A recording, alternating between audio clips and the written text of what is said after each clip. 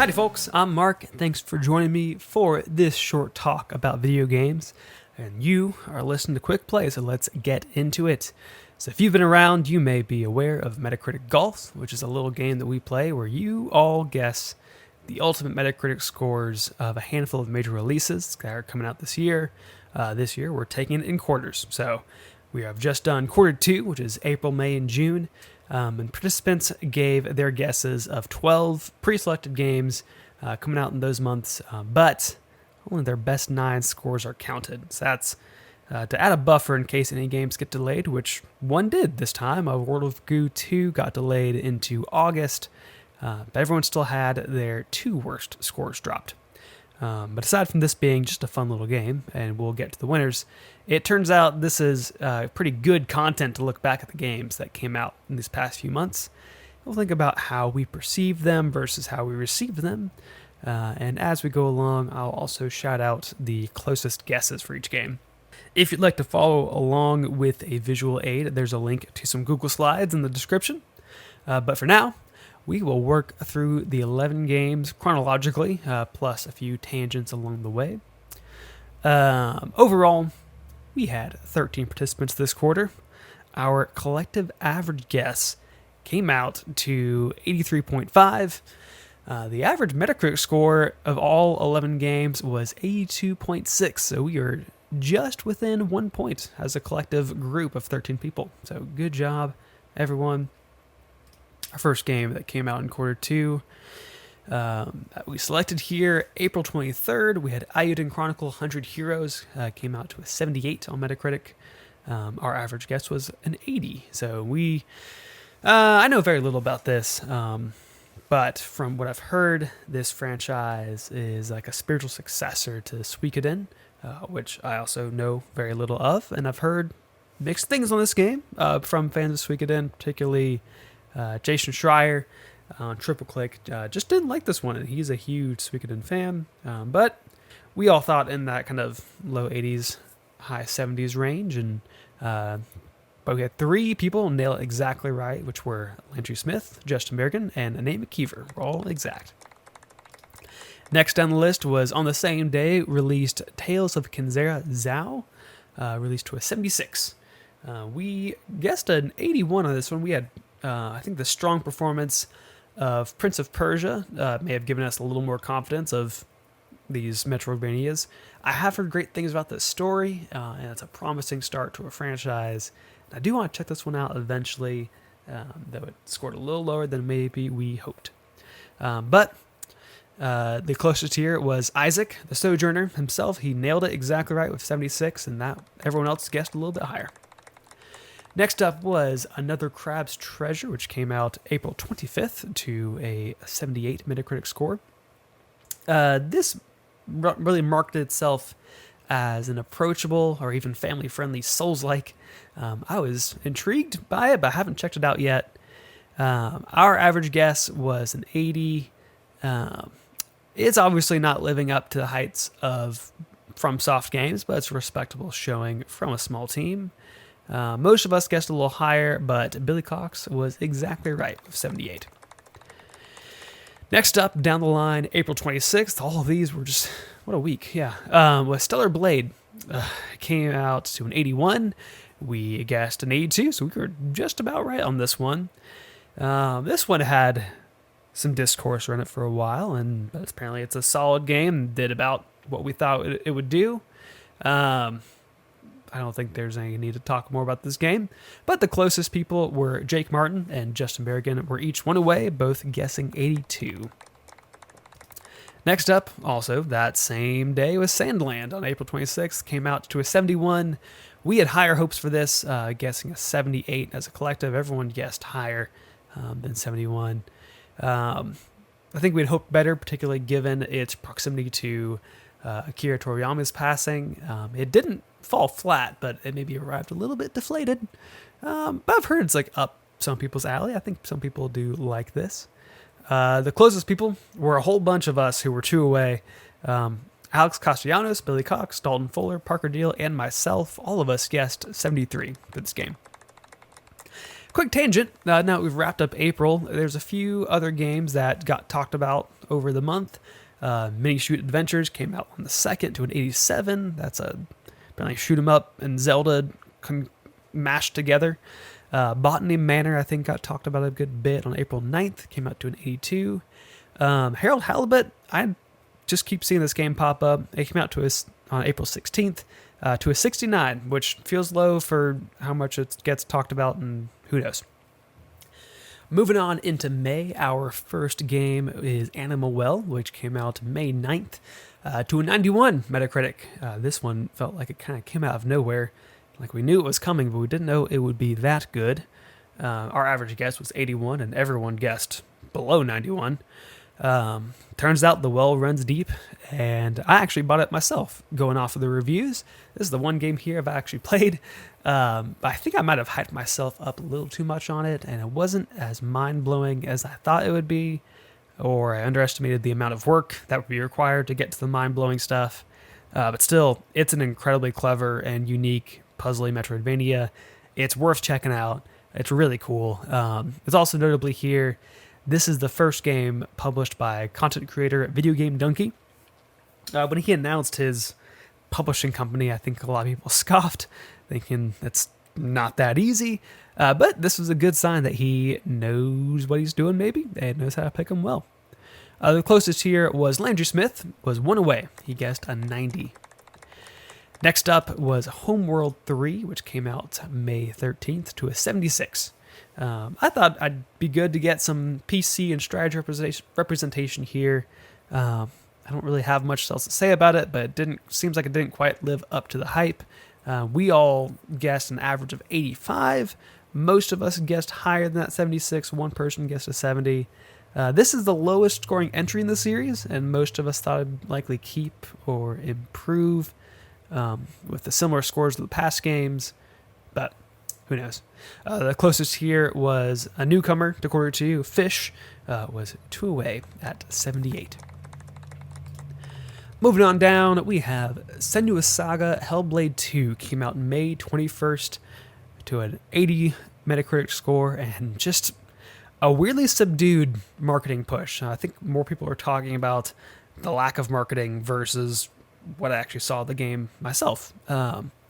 We were hoping for higher on this one. The first Hellblade is highly guarded. We, on average, guessed an 86. And this had been Xbox's kind of one big anticipated game of the year so far. And 80 isn't bad, but just I think it underwhelmed coming off of Hellblade 1. We all thought it would do a lot better, except for one doubter who guessed a 60 for it. But the closest person guessed it exactly right, which is Alex Castellanos. Next up was Paper Mario: The Thousand-Year Door. Came out May 23rd to an 88. This is the remake to a beloved GameCube classic, and did very well for itself, which we all were had high hopes for it. We, on average, guessed a 90, and we were all pretty much around there. Lowest was an 86, highest was a 96. But the closest here, we're all one away, being Landry Smith, Alex Castellanos, Billy Cox, Dalton Fuller, and Fish. Landry and Dalton each guessed one higher, and Alex, Billy, and Fish were all guessed one lower. So, a overall good showing for a beloved classic. That wraps up May, so a handful here of other games that came out we want to mention quickly. Endless Ocean Luminous came out May 2nd to a pretty bad 60. Hades 2 released in early access on May 6th and doesn't have a score yet because of early access. Crow Country, the apparently kind of PS1-inspired horror game, came out May 9th to an 83. Braid Anniversary Edition came out May 14th to an 86. Lorelai and the Laser Eyes came out May 16th to an 88. I remember seeing this one in a bunch of Nintendo Directs, and apparently it's a pretty good puzzle game. And then also Multiversus, officially released on May 28th to a 75. And I don't know, it doesn't just seem that good. Who knows? Next up, we have 2 games in June, the first of which is actually a DLC. It was Elden Ring, Shadow of the Erdtree, released June 21st to a 95. Our average guess was a 92, and that was exceeded even more so. Elden Ring is obviously a huge deal. And I've been purposefully not doing DLCs in Metacritic Golf, but this one felt like a big deal enough. And everything I've heard about this, pretty much it's a new game on top of Elden Ring. It's still the main topic of discussion right now in the video game world, though it feels a little bit quieter than the original Elden Ring, which that would be hard to top. But apparently doing well for itself, good showing. One person knew exactly what we'd expect here, and that was Justin Berrigan, who got it exactly right. And then finally here we had Luigi's Mansion 2 HD. I don't know if that has a subtitle or not, but the remake of the 3DS game came out June 27th to a 78. Overall, I feel like people were surprised by the quality of this game, even though our own sample size thought it would be better. Most everyone guessed a little bit higher for an average guess of 84. I hear a lot that this is last place by a country mile in the rankings of Luigi's Mansions, but this apparently pretty good. Closest here were Landry Smith and Alex Castellanos were both 2 away, each guessing an 80, and you might be kind of guessing now who came out on top of all this. Wrapping up here, a few others that came out in June. Alan Wake 2 Night Springs was a DLC for Alan Wake 2. Shadow dropped on June 8th at Summer Games Fest to an 86. Shin Megami Tensei 5 Vengeance, the expansion there, June 14th to an 87. Still Wakes the Deep, I keep hearing about this one, came out June 18th to a 74. And then one here I hadn't heard about but scored high was Riven, came out June 25th for PC and VR and released to an 87. And there you have it. Quarter 2 is in the books. We're moving on to quarter 3 for games releasing in July, August, and September 2024. Metacritic Golf is open for quarter 3. It's linked down below. You can get your shots in now. I would say get your answers in before reviews go up for our first game is Bo Path of the Teal Lotus. Releases July 18th. Followed up by EA Sports College Football 25, the return there. I would say get those in by the 15th to be on the safe side. Which you don't have to have participated in quarter 1 or quarter 2 to join it now. Just come on in. We'd love to have you participate in this. But speaking of which, for quarter 2, we got to get to our results. We will first, of course, go through a few special awards. Starting with the scorekeeper, is the one who had the lowest total amount dropped from their total score to get their final score. So that's those 2 worst scores that were taken off to make the final score. Landry Smith only had 15 points dropped, which is real dang good. Our next special award here is Holy Rollers, who had the most hole-in-ones. Only one person is on here this time. That's Justin Berrigan. Had 2 hole-in-ones. He guessed 2 games exactly right. We next here have the Mulligan Master, who are the ones who most benefited from dropping the scores, and Billy Cox and Nate McKeever both increased 3 places upward by dropping their worst 2 scores. So well done, guys.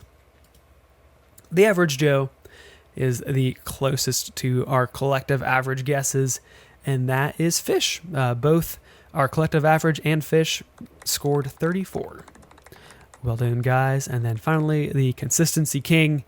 That is the person with the lowest spread and distance from the correct answer. So where they were never more than 9 points away was Landry Smith. All of his guesses were within 10 points. Or 9 points, to be more exact. And now finally, our top 3. Third place here is technically Fantasy Critic. I used Fantasy Critic's estimates on what the guesses would be, or what their points would be, to make guesses out of those, and he actually scored a 19.8 going off of that scoring. But the first human third place is actually myself, scoring 29 points in my final score. Second place goes to Alex Castellanos, scored an 18, a big jump forwards from third to second. Well done, Alex. And then, of course, you might have guessed it by now, first place goes to Landry Smith, who scored a 16 with his final score. I will note Landry too. Also, he only had one exactly right, but he was 1 away on 4 games and 2 away on 3 other games. So 8 out of 11 guesses were within 2 points of what was the actual Metacritic score. So Landry just dominated in quarter 2. So well done. I will note too that our top 4, including Fantasy Critic, this is actually the top 4 based on all scores. So no one got cheated out by dropping scores. So good job, everyone involved, including myself. Self high five. All right. Well, just a reminder again, quarter 3 is up now. Go and make your guesses. Go and make your shots. Would love to have you participate. This is such a fun project to kind of look back and see what we're thinking. What am I playing? Well, I'll just say I bought a Steam Deck. Thank you all for joining me. Thank you for listening in. You can follow us on the major podcasting services. You can find us on the proper socials at Quick Play Pod and let us know what's been your favorite game from quarter 2 of 2024. And that's all the time we have for today. Thanks. Bye.